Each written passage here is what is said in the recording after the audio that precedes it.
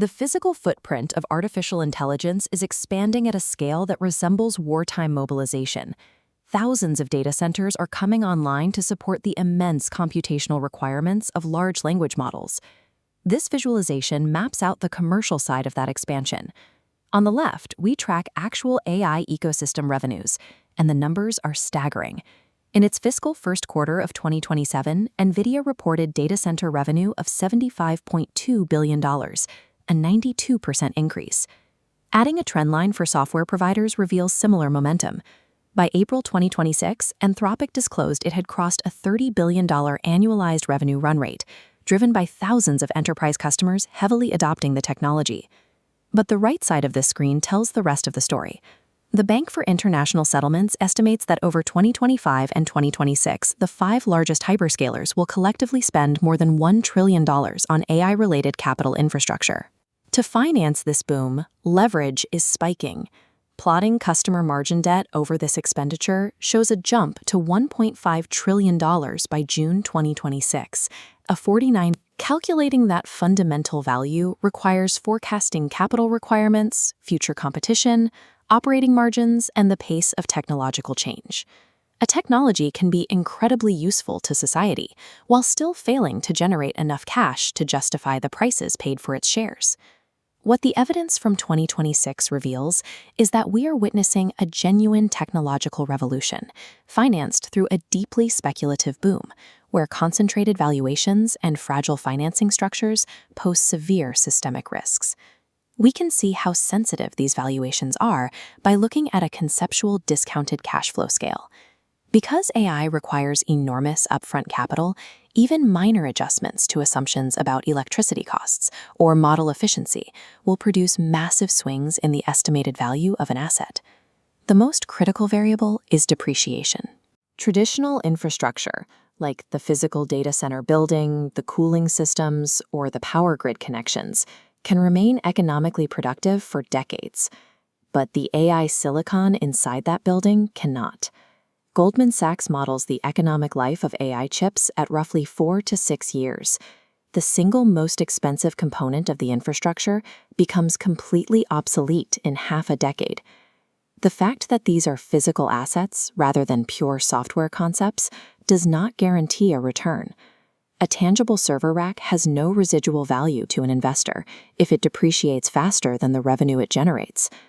The relentless pace of hardware improvement means the very technological progress driving the boom is actively destroying the capital efficiency of the original investors.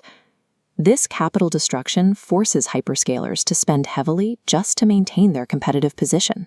By early 2026, projected capital expenditure to sales ratios had reached 54% for Meta, 47% for Microsoft, and 46% for Alphabet. This stacked chart visualizes the financial threshold those spending levels create. Using a framework originally proposed by Sequoia partner David Kahn, we start with the base cost of the AI data center GPUs. If GPUs represent exactly half the total cost of an AI data center, we must double the required revenue to pay for the surrounding power, networking, and real estate. The final step applies a 50% gross margin requirement for the ultimate provider of the AI services.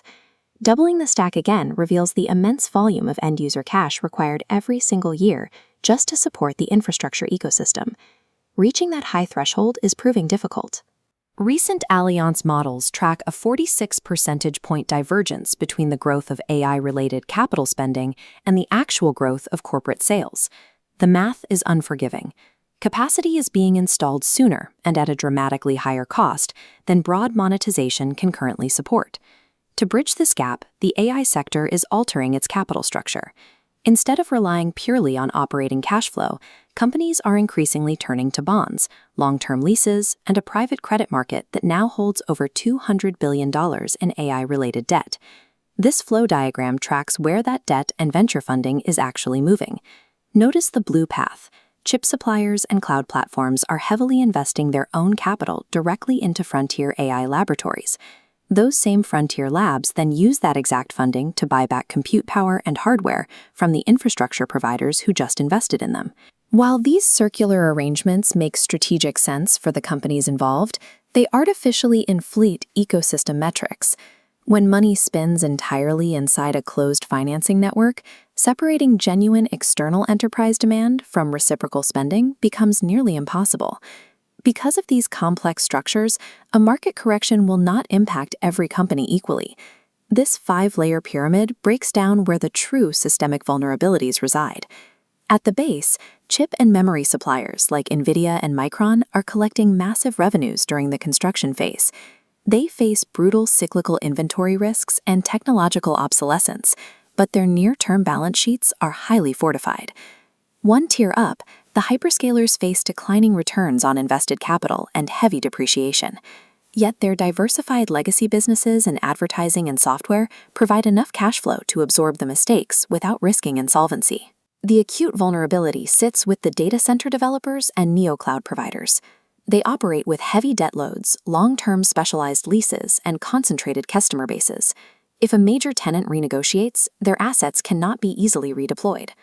At the top, the application layer holds the highest concentration of speculative risk. Thousands of startups are building products with weak moats, leaving them entirely exposed to being instantly replicated by incumbent software giants.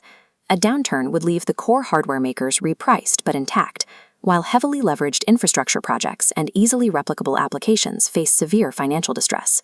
The Bank for International Settlements has explicitly mapped the pace and scale of this 2026 AI expansion against earlier infrastructure excess cycles, noting familiar patterns of specialized assets and increasing debt. The clearest historical parallel is the late 1990s. The dot-com boom financed a staggering physical build-out of servers, telecommunications equipment, and millions of miles of actual fiber optic cable. We can also look at the electrification of factories in the 1920s. Replacing a steam engine with an electric motor required a decade of workflow and organizational redesign before those localized efficiencies finally registered as aggregate economic productivity. AI faces an identical organizational lag. In the early 2000s, the internet successfully conquered the economy. The physical fiber proved vital. Yet by 2001, the Nasdaq had fallen nearly 59%, and many of the original companies that actually built the infrastructure went bankrupt before they could profit from its use. Technological necessity and devastating financial loss are not alternatives. History proves they frequently arrive together.